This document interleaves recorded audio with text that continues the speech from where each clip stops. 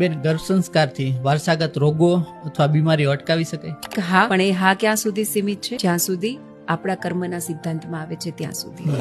બાળકમાં વારસાગત રોગો ન આવે એના માટે માતા પિતા ઘણું બધું કરી શકે, પણ નિયતિએ એ આત્માના અવતરણ માટે જે બાળકની કર્મોમાં પીડા ભોગવવાની લખી છે અને એના માટે જ જો માતા પિતા તરીકે એમને ચૂઝ કર્યા છે તો એને નિવારી નહીં શકાય. પણ મારી ભૂલના લીધે કદાચ ઈ બાળક આવું આવવાનું છે તો એમાં હું શું કરી શકું?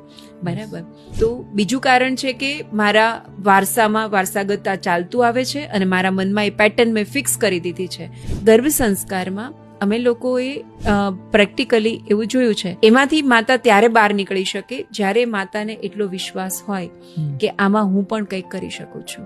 જે આપણે આગળ એપિજેનેટિક સાયન્સની વાત કરી કે માતા બધું જ ભૂલી જાય.